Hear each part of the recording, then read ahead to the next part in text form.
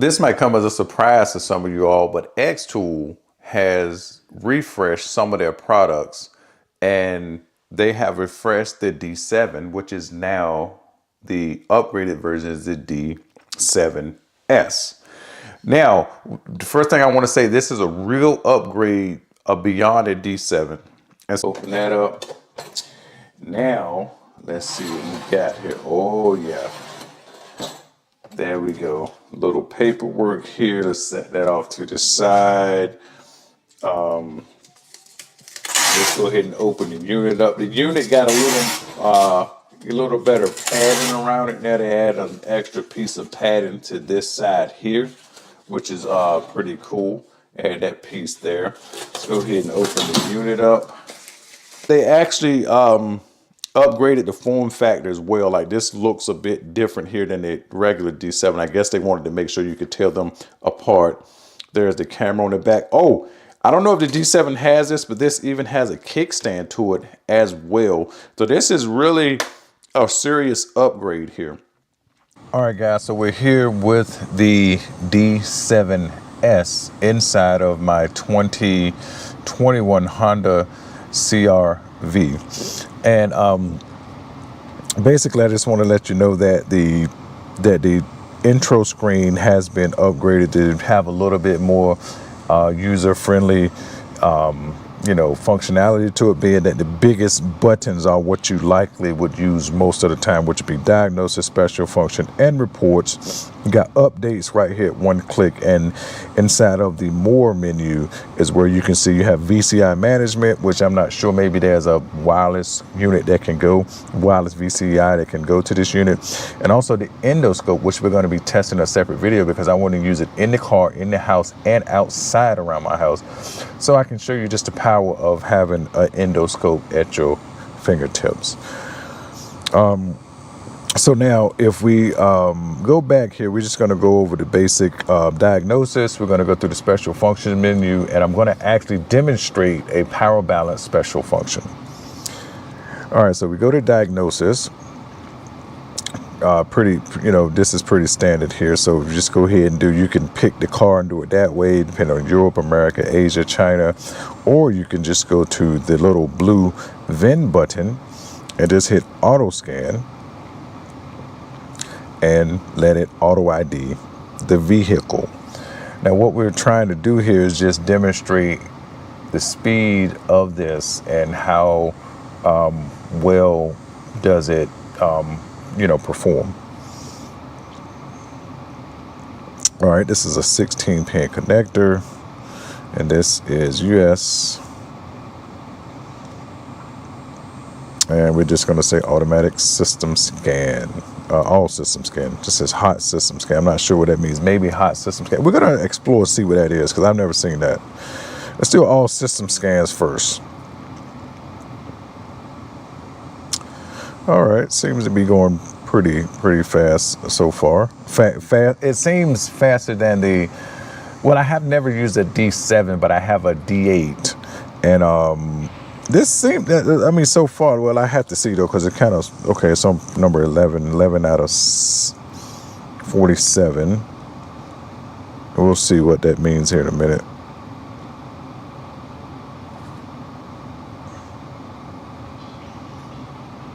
Oh, I think I see. If it is detecting that the module's not here, it's just skipping over it. So that's good that the module, and that's something I don't think that's in my D8, that where you see how at the bottom, if it's not equipped, it's just not going to show it up in the list. That's why this number here, 25 out of 47, does not match like number 9 over here, for example.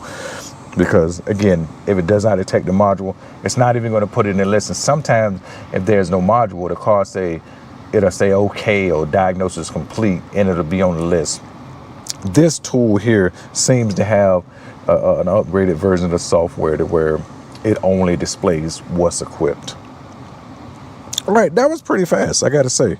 I like the speed of that, and it did not take long to discern if the module was equipped or not. Sometimes scan tools take a while to relatively speaking, to determine if the module is equipped or not. That was pretty fast. I'm impressed with that. Of course, we don't have any DTCs. We'll just look at the, let's see. Let's go up here to diagnosis here. Maybe it's still doing something here. Okay, here we go. Yeah, let me go back here. It has stalled for a second. All right, let's say read trouble code. Of course, there's no trouble code. Let's just back out of here. We'll take a look at a few other things in a minute. I'm just curious about this hot system scan. We're going to say yes. All right, hot system scan. Let's see what this is. Okay, so it's only doing 2 out of, it's only doing 10 modules. So it's looked like it's got 10 modules that it's going to check for. That's what it looks like. It's just going to do more of the most common. That's what, again, that's my words. I'm not saying that's what XTOOL is saying. That this is what it seems like it does. Okay, that was quick. 7 out of the 10 that they scan exist. So, and probably most of the time you have an issue with a car, it's going to be in one of these modules. And so there you have it. That was pretty awesome. That's what the hot system scan means, that they're only checking a set, a predetermined set of modules. In this case, for this 2021 Honda CR-V, it was 10 modules. And therefore, that out of that 10 of that hot system scan, this car had 7 of that predetermined amount. I thought that's pretty cool. All right, so let's go back and let's take a look here. Let me cut the car and let's look at some live data to see what kind of capabilities it got there. All right, we're gonna go to system selection. Let's just go to the engine. Again, my favorite things to look at, since it's plain and simple, is oxygen sensors and fuel trims, because, well, they tell a lot. Okay, let's go to live data. We'll come back and see what's on the actuation test list and the special functions. All right, so we can select up to 8, I think 8 of these to put them on a graph. So let's see. Let's scroll down here, see what we got. We could search. This 201. Ooh, this is a lot. Let's do search. Let's do oxygen. Let's see what the air. Let's hit. Okay, oxygen sensor. Okay, let's just do that. Yeah, let's just do that right there and see what we got here.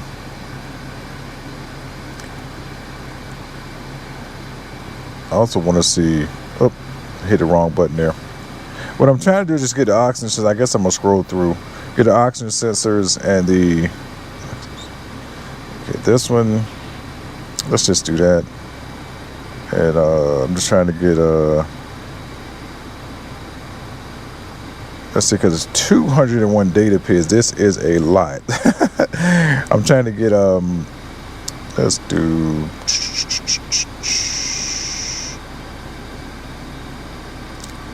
I'm looking for,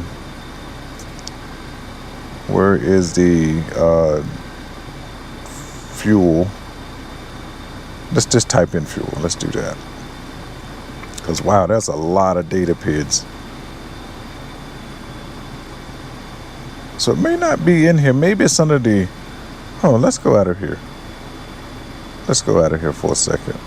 Let's go back to the fuel system and see. See, this is why I love getting a new scan tool. You gotta learn everything about it.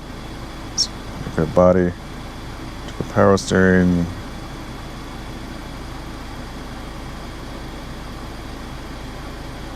And I could have missed it actually.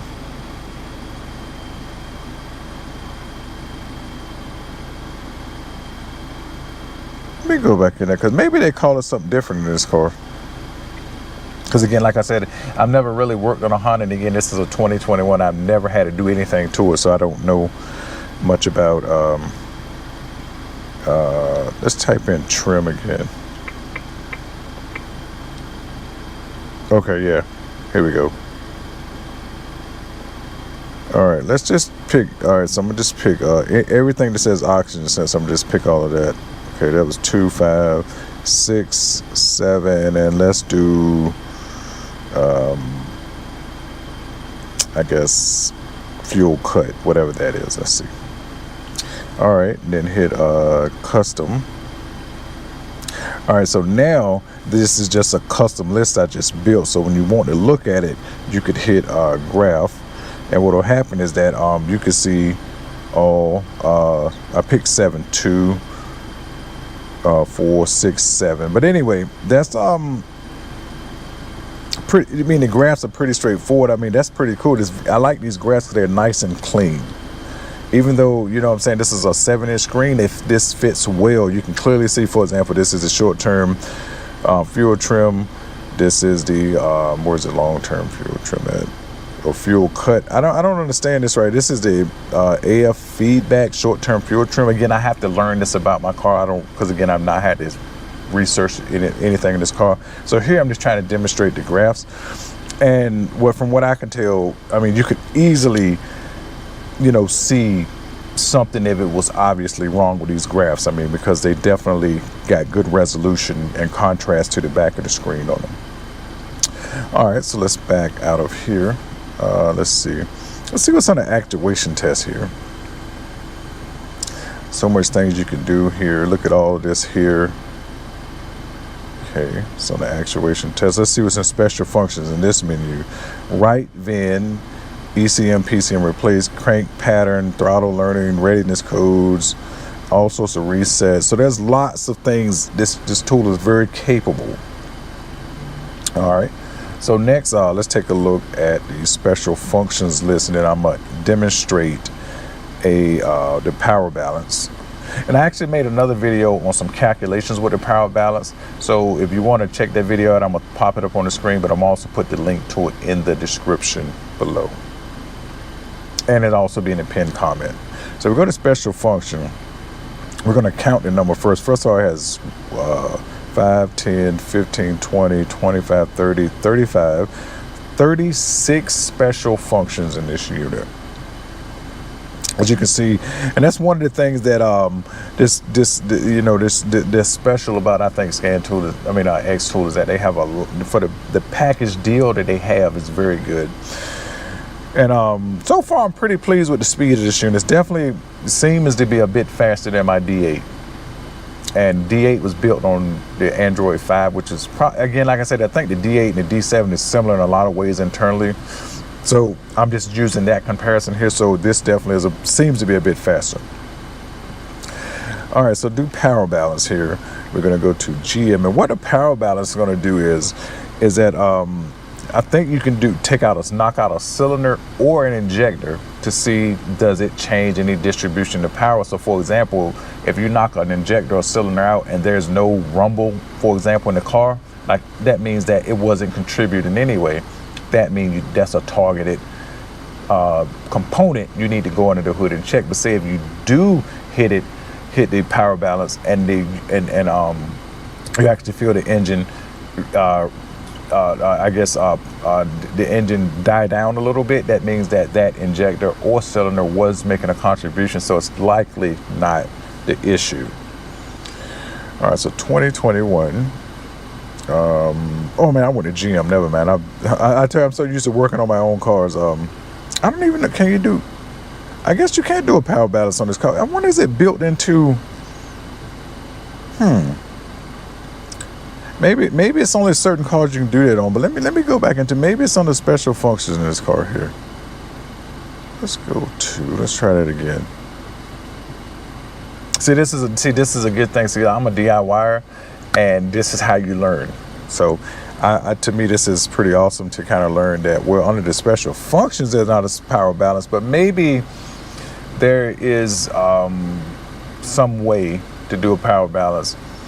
Now, if you can't do a power balance through the scan tool, you would have to do it manually, which would mean one way you could do it, at least with the fuel injectors, might be some of these. You can just unplug one fuel injector at a time, cut the car on and off, and see. Or while the car's running, just unplug fuel injectors. And as far as knocking cylinders out, I'm not entirely sure. you probably had to do like compression tests and things like that. All right, so let's just go under USA. Let's hit system scan. This probably would be engine, and let's go to actuation test and see what we got. Actuation test. Fuel pump on, fuel pump. Oh, stop all injectors. Okay. Stop one inject. Okay, here we go. So there we have it. It's not there. It's not necessarily laid out the way that I think that the GM is laid out, but one injector is manually stopped at its function. Would you like to continue? Hit yes. D, press the brake pedal and be in park. Let me hit the brake. All right, so don't forget, I did make a video on this, as I stated earlier, about power balance. Maybe if you did one injector, this might give you some data that you can do some calculations from. So anyway, let's just go ahead and go forward with this. Warm it up, exit condition, cool it, temperatures. So it's given all, let's say, keep engine between 2,500 and 3,500 RPMs. Okay, let's rev it up. Okay.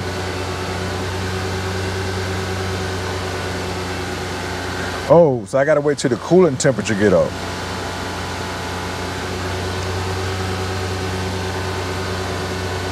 Okay, so the engine coolant temperature gotta be up.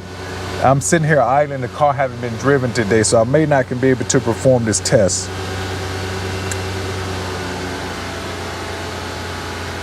Let's see.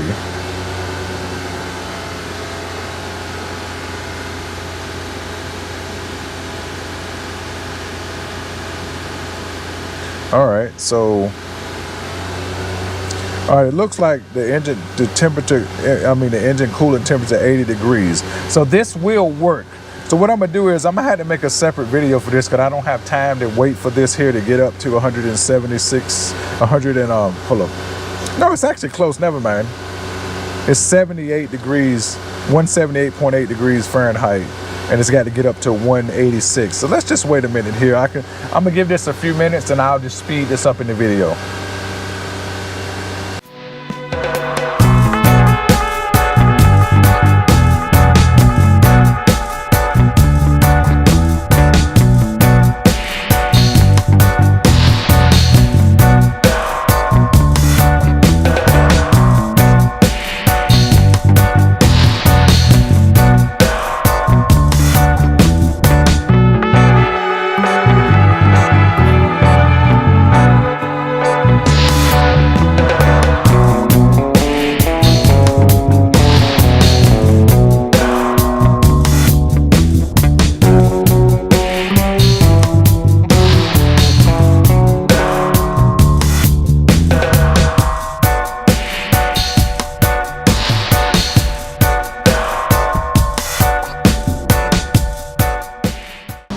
All right, so I'm back. I just took it for a drive real quick. Let me see what we have now because it took a long time to get it up to temperature here.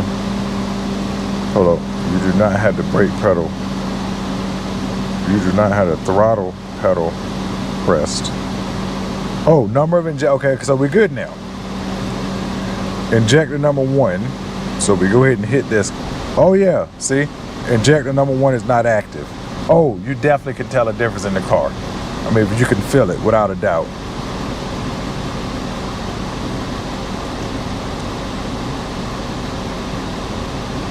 Okay. It's just inactive. Okay, so if you really need this.